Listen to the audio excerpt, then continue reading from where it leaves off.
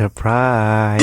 I feel like over the coming years, AAA releases have been quite dry. It's not that uncommon anymore to see an announcement from your favorite AAA developer only to have it be a live service and then have it shut down 3 or so months later, or just 2 weeks if you're Concord. It cost $400 million to fire this game for 12 days. It's been quite rough.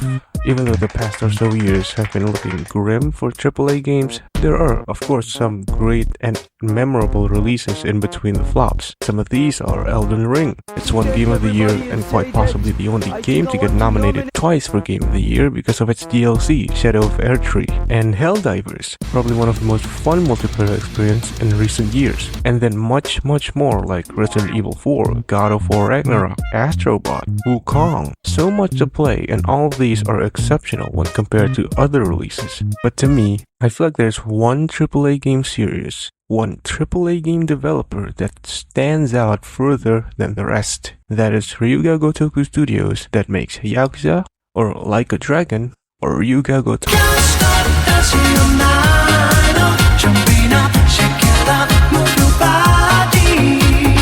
Ryuga Gotoku Studios, or RGG Studios for short, is the studio responsible for well-known titles like Super Monkey Ball, Virtua Fighter, and of course, Like a Dragon, or formerly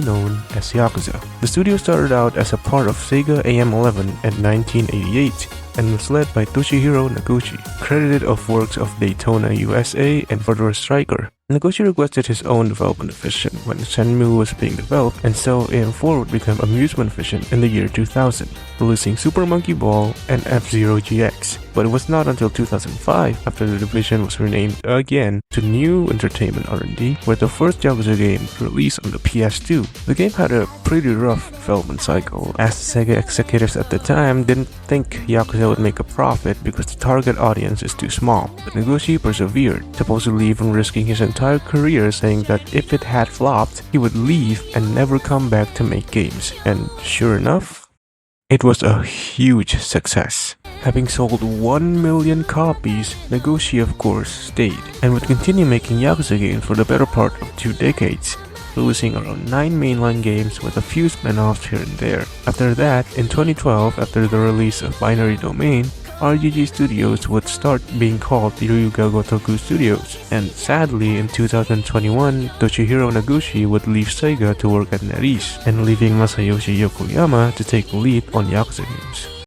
Now that the history lesson is out of the way, we can go back to actually talking about the game. Ever since I've had my first taste of Yakuza games, in around 2020, I've been obsessed with the franchise. I would even go so far as to say it's one of the best long-standing game series currently, as it has never really released a bad game, even though having a basically yearly release schedule, sometimes even less than a year. I'm looking at you, Activision. But after playing some of their games, and I think I can sum down to 4 reasons as to why I think Yakuza is one of my favorite game series out there. So without further ado, gotta make a move to a town that's right for me. Yakuza's map is pretty small, to say the least. Most of the game take place around the city district of Kamurocho or Kabukicho in real life, but I feel like the world of Yakuza really just makes it feel alive.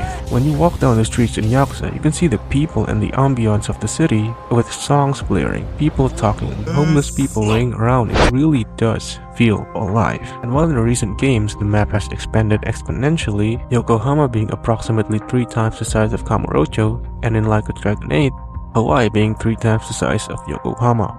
That's quite big. And it almost astonishes me because they put so much effort in making these maps and making them resemble their real-life counterpart as best as they can, no matter how massive they are. But open world games tend to be boring because even when they're massive, they can be empty. But in Yakuza, you won't get bored because there's plenty of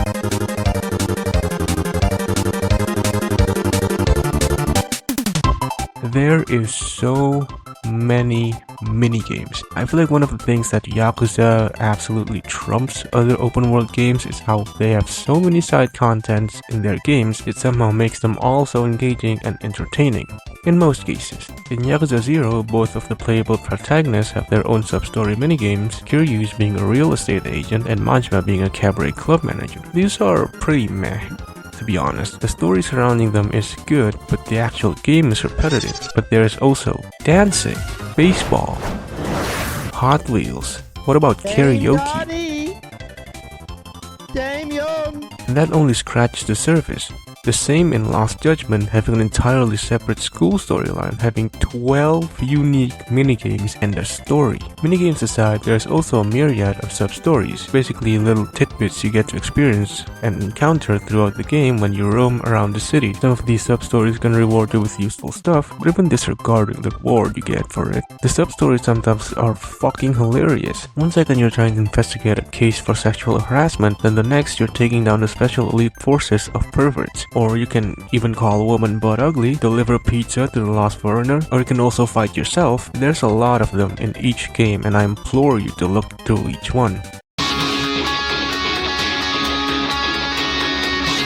The combat in Yakuza flows really well. While it varies between games pretty vividly, it has its own charm with it that makes you really enjoy it. From the heat actions sometimes being incredibly hilarious to the most fucked up shit you've ever seen. Oh, and Kiryu never kills, by the way. The brawler type combat was the original combat system of Yakuza, having many improvements and changes between the years, like styles being introduced in Yakuza 0 and the entire Dragon and Yuri Hall in Yakuza 6. Then styles being reintroduced again in Judgment and Lost Judgment. And in Yakuza 7, the combat system was switched to a turn-based combat style system. This was a pretty controversial change for Yakuza, but now after Like a Dragon 8 and many improvements later, most of the player base seems to like it, while the brawler types will be inside games like Lost Judgment or Like a Dragon Gaiden.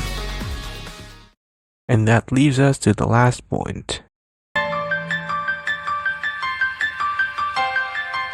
To me, most of the charm in Yakuza lies in the characters and stories. Yakuza really knows how to mix silliness and emotion really well.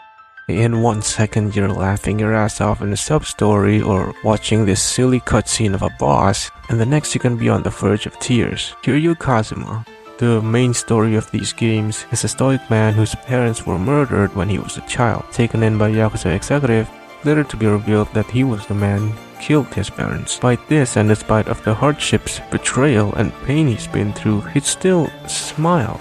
He'd always get up, no matter what, to ensure that the people he loves, the people he cares about, are safe, even if it means him dying. At times I can agree that Yakuza and its story can get a little over the board, but somehow, just somehow, they can just keep it grounded enough that it still touches your heart, and that's what I love about Yakuza.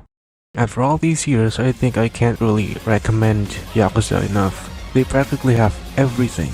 Great story, a really fun combat system, a world that feels alive and fun to explore, banging music. You should listen to it, even if you don't want to pick up the games, by the way. These are good.